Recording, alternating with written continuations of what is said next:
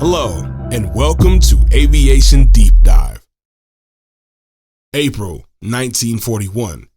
Greek pilots of the Royal Hellenic Air Force had been fighting a war against the numerically and technologically superior Italians for 6 months, and German forces had just crossed over the border, also supported by the Luftwaffe.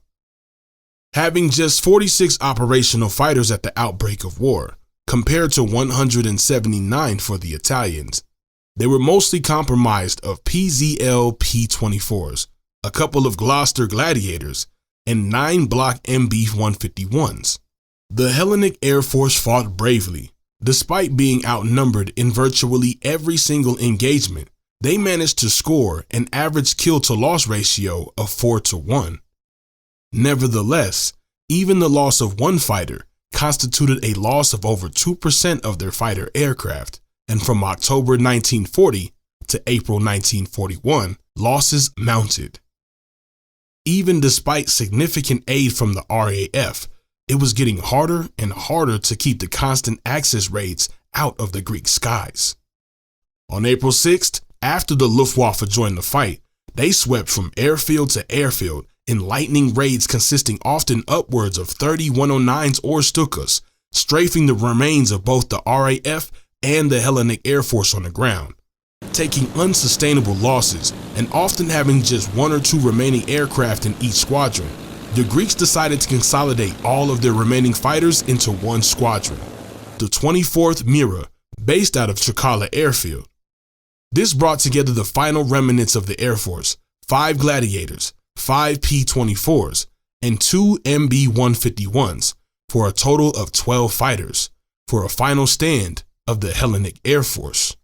Some of the pilots here were Squadron Leader Yanis Kelas, who had scored 4 aerial victories in his Gloucester Gladiator, Georgios Mokas, who was a fairly experienced pilot in his MB-151, and Leonidas Katsarelis, who was 1 kill away from an ace in his P-24.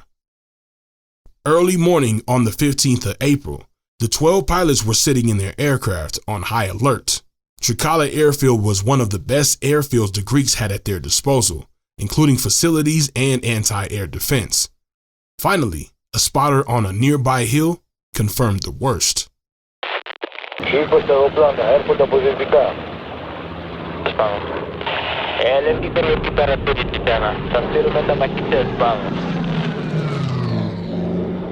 The alert was immediately given, and the 12 aircraft were scrambled and took off, heading upwards at full power to intercept the Stuka formation.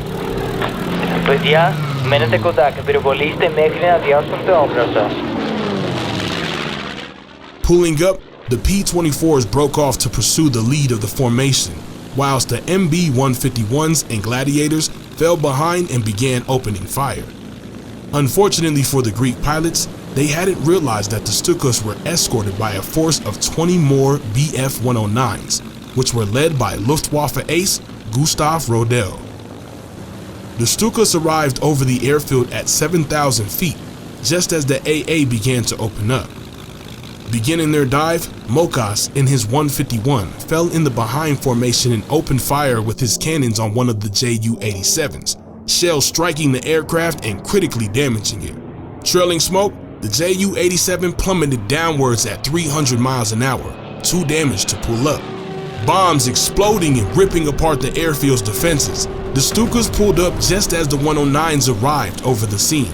Frantic dogfights forming between the Greek aircraft and the 109s over the burning airfield.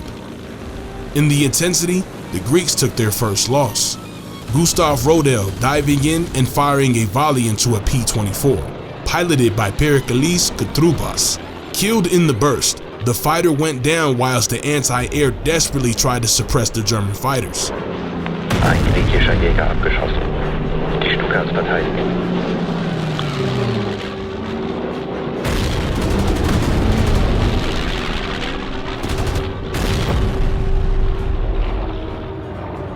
The air was full of tracer fire and weaving dogfights, just 11 Greek fighters against 40-odd enemies. Mokas brought his MB-151 to bear and dived in on a strafing Ju-87s, lighting up a shot and peppering one with cannon fire. A quick burst into the Stuka set it alight, the aircraft losing control and going down, scoring Mokos his second victory of the day. Άλλη μια στούκα, αυτό είναι 2. Ελήφθη Μόκας.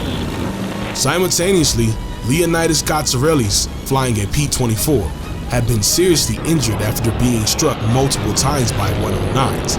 Fading in and out of consciousness, he managed to pull back the stick to gain some altitude and bail out.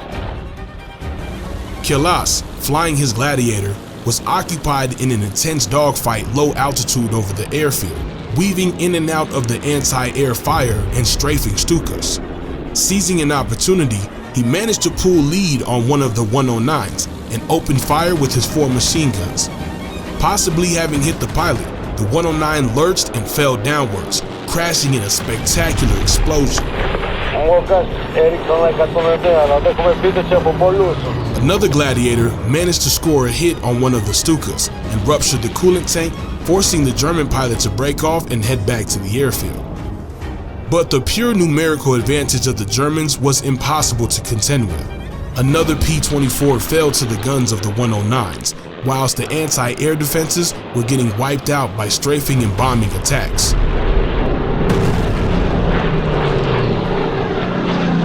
Gustav Rodel guided his 109 down to the dogfight on the airfield and lined up on Kelas, who was already himself in an intense dogfight. Lining up a perfect deflection and opening fire on Kelas's Gladiator, the Greek aviator peeled off, his Gladiator almost destroyed by the burst of cannon fire. Kelas's radio cut out whilst he fell away from the airfield, losing altitude. Assumed dead by the rest of his pilots, he had actually miraculously managed to put the stricken Gladiator down in an emergency landing and was unhurt. Ein Doppeldecker geht runter. Mokos, meanwhile, had found himself in a 3 versus 1 dogfight against Rodel and 2 other 109s and was desperately maneuvering, trying to stay out of the sights of the German fighters. Yanking viciously on the flight stick, Mokos managed to score a hit on one of the Messerschmitts, but he can only hold them off for so long. Rodel dived down in the hit-and-run attacks, staying fast so he could not easily be targeted by the lower and slower MB-151. Lining up in a dive, Rodel opened fire with his 2 cannons and machine guns. A perfect shot, Rodel struck the engine of the MB-151, setting the aircraft on fire as all of the oils and fuel ignited. The MB-151 went into a near vertical dive and struck the ground, killing him instantly. Abschuss bestätigt. The air defenses of the Trikala were almost silenced by this point, just a few solitary guns ringing out in response to the German raid, which had achieved total air superiority. Out of ammunition, the Stukas and 109s broke off and heading back north towards their airfield, whilst the 7 remaining Greek aircrafts came in to land. Of the 5 aircrafts lost, 3 pilots had been killed. Georgios Mokos would in fact be the last Greek pilot to lose his life in the campaign, as the battle essentially spelled the end of the Hellenic Air Force. They had not gone down without a fight, however. 2 109s and 2 Stukas had been shot down, whilst 3 more were damaged, 1 ditching on the way back.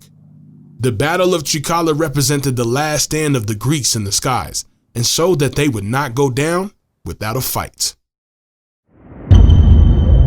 Thank you so much for watching this video of Aviation Deep Dive. Consider liking and subscribing for more weekly content. And please also consider supporting us on Patreon. See you in the skies.